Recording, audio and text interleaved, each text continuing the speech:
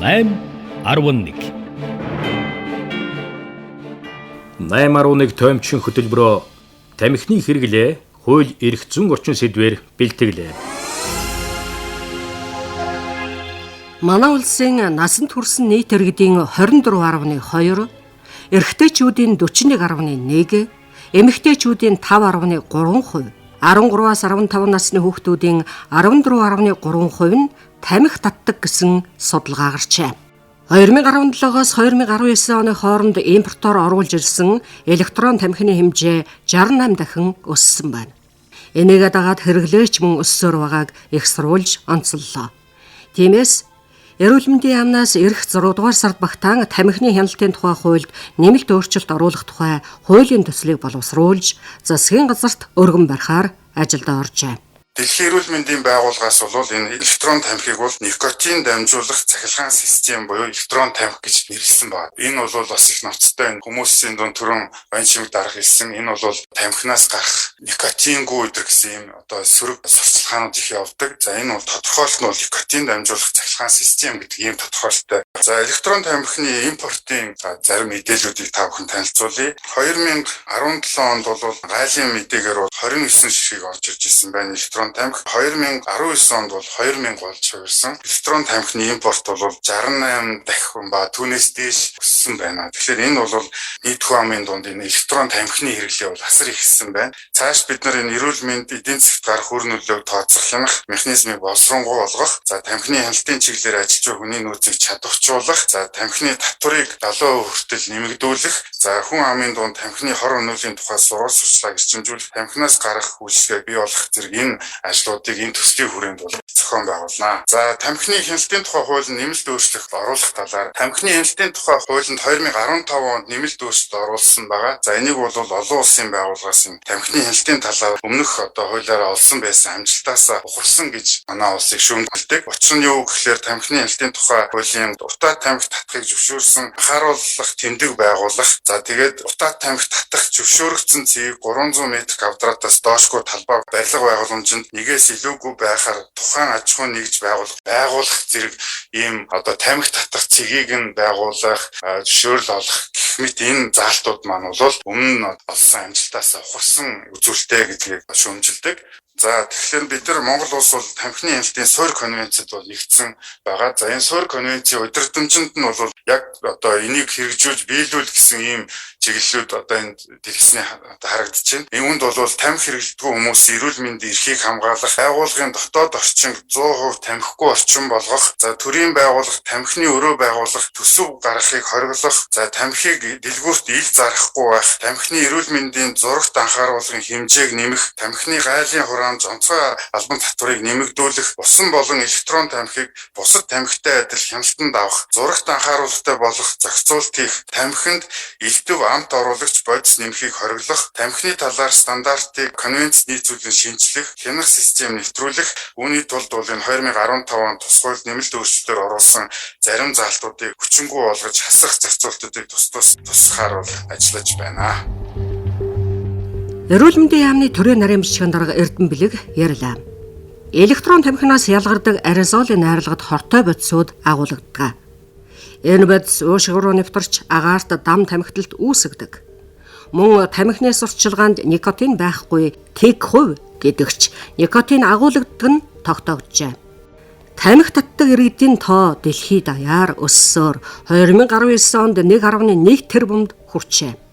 Үүний зэрэгцээ тамхинаас шалтгаалсан 7.7 сая нас баралт бүртгэгдсэн байна. Жил ирэх тусам хэрэглэгчдийн тоогоо нэмсээр байгаа. Энэ тахалтай тэмцэхийн тулд улс орнууд татвар нэмэх, хуулийн чангатгах зэргээр бодлого хэрэгжүүлж байна. Эрүүл мэндийн яамны нийтийн эрүүл мэндийн газрын дарга Баяр болд. Одоо мөрдөгдөж байгаа тамхины хяналтын тухай хууль, сургуулийн татвар байр орчинд 500 м тамхи худалдаалахыг хориглосон.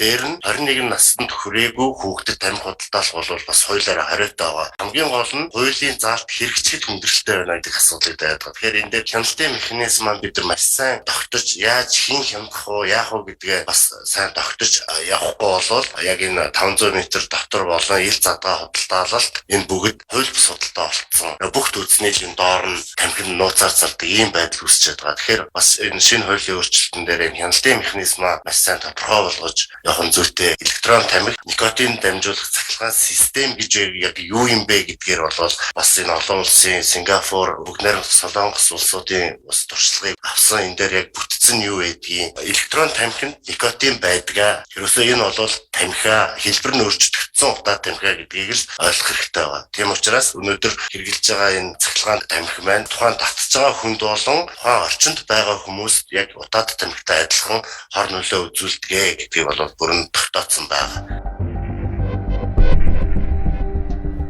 Өнөөдөр хүчин төгөлд рүү үйлчилж байгаа тамхины тухай хуульд амьгүй олон заалт бий.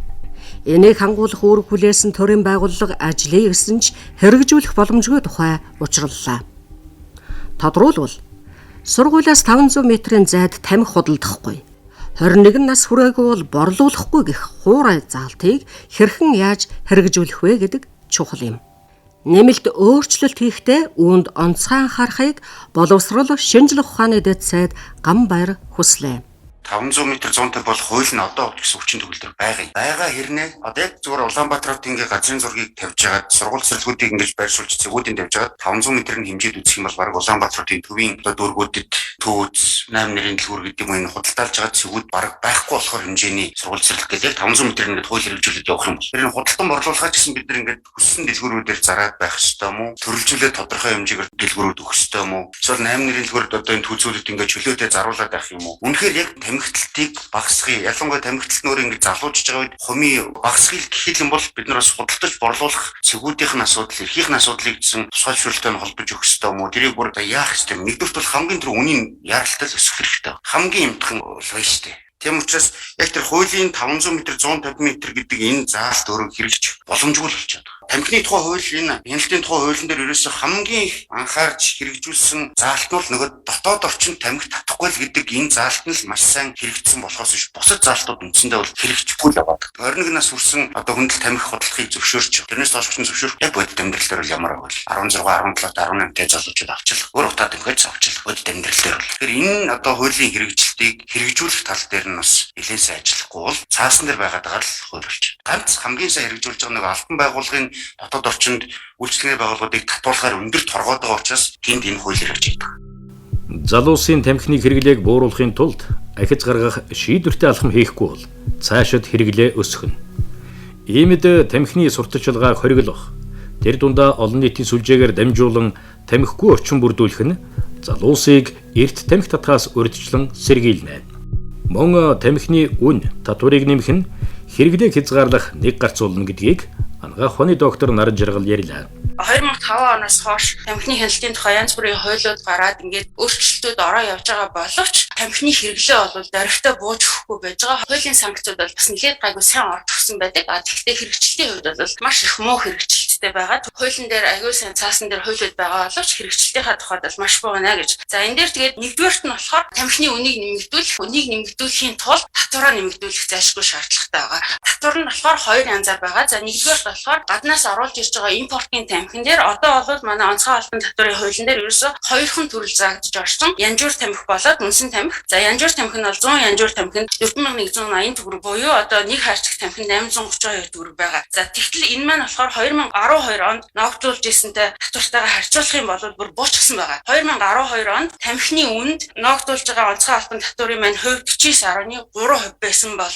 одоо энэ нь 33% болоод ингээд буучсан байж байгаа. Тэгэхээр бидний төвшилж байгаа хамгийн ихний санал болохоор онцгой албан татвар дээрээ хамгийн түрүүнд ятгахнаа 2012 оныхоо түвшинд хүргэе. Аны тулд одоо ногдуулж байгаа татварыг $0.3 байгааг $0.45 болгож ингэж нэмэгдүүлье. За ингээд тооцоо хийгээд үзэхээр онцгой албан татварын орлого гэхэд жилдээ 192 тэрбум төгрөг нэмэгдэхээр ингэж харагдаж байгаа. Хамгийн багадаа бол 733 хүний амийг аврахаар ийм тооцоо гарч байгаа. За тэгээд урт хугацаанд бол бид нэр энэ татвараа байнгын нэмэгдүүлж явуулаад $1 хэмжээнд хүргэх юм бол жилдээ татварын орлого нь бол 360 тэрбум төгрөгөөр нэмэгдээд онцгой албан татварынх дээрээ одоо сая ярьж байгаа нөгөө утаагүй тамхиудаа нэмэх нэр төрлийн олшруулах тэр заалтуудаа маш тодорхой болгож олшруулах ийм шаардлагууд байна гэж харагдаж байгаа. За хоёрдугаарт нь болохоор татвар нэмэлттэй холбоотойгоор тамхины зах зээл бол ерөнхийдөө нэг 5 компани, тэн дотроос бол хамгийн том гэсэн одоо Монгол Тамхикко гэх компани бол ерөнхийдөө хамгийн том зах зээлийг эзэлдэг. За эдрээс тамхин бүтээгдэхүүн оруулж ирээд тамхиа нөгөө Монгол дотроо үйлдвэрлэж байгаа тамхи маань бол ерөнхийдөө бас маш том зах зээлийн хэсэг байж байгаа. Тэгтэл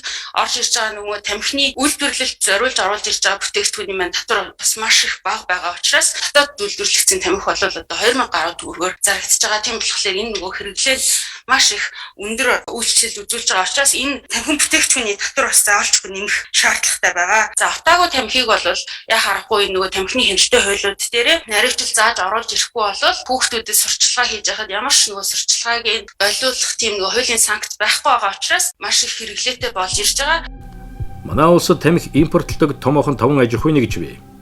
Тэдний оруулж ирдэг янжуур болон дүнсэн тамхинаас авдаг онцгой албан татварын хувь хэмжээг өсгөх шаардлагатай.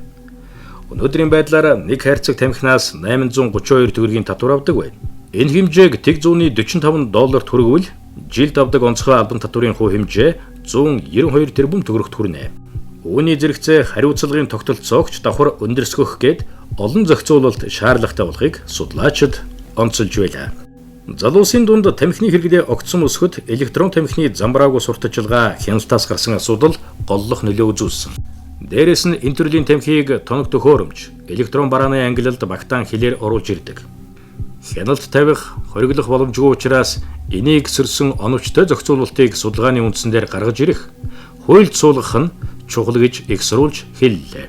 За сүүлийн жилүүдэд энэ электрон, шингэн, усан ажилтдаг гээд төрөл бүрийн тамхи үйлдвэрлэж манай залуучууд тэр дундаа өсвөр үеийнхэн энэ тамхины хэрэглээ нэлээд их эрс бараг нэмэгдэх энэ хандлага байгаа нь одоо нийгэм бас эмзэг сэдв болж байна. Ялангуяа сургуулийн орчинд за эцэг эхчүүд, багш сургууль хүмүүжүүлэгчдийн тухайд энэ чиглэлээр хуулирсан орчныг зайлшгүй чангатгах, хариуцлагыг өндөржүүлэх, хяналтыг сайн тавих шаардлага бий болж байна гэдгийг бол хэлж байгаа. Та бүхэн маань ч энийг бас мэдж байгаа бах. Одоо ганцхан статистик тоогл хэлэхэд 21 оны үзүүлэлтээр аваад үзэхэд наримдах Хятад ард улсаас 1 сая ширхэг, Кампучи улсаас 1.6 сая ширхэгээд 11 тэрбум төгрөгийн одоо өртөгтэй юм электрон тамхи орж ирсэн байгаа. За энэ электрон тамхины худалдаа бол замраагаа алдсан хаасаагүй худалдаалагдж байна. Түүцнээс өсвөлээд бүх дэлгүүрүүдэд за өсвөр насны охид хөвгүүдийн бараг бие биенээ дуурайж моочиг ингэж хэргэлдэг болсон өөрөө маш эмзэг сэдв болж байгааг өнөөдөр судалгаач харуулж байгаа. 2 жилийн хугацаанд хэд дахин өссөн шалтгааныг бас бид нар салбарын хүмүүс мэрэгчлэнүүдтэй уулзж байхад энэ электрон тамхины сурталчилгаа бол одоо чөлөөтэй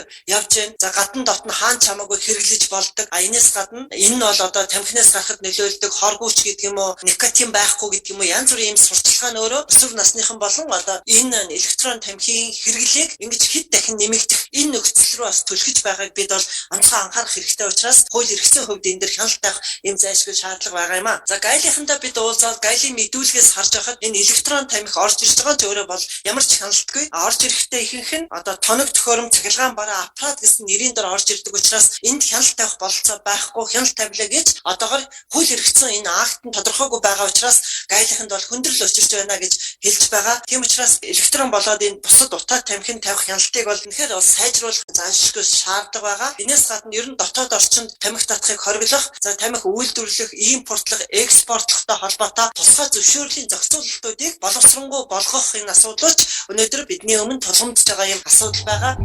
Улсын их хурлын гишүүн нийгмийн бодлогын байнгын хорооны дарга уян чимэг ярьлаа.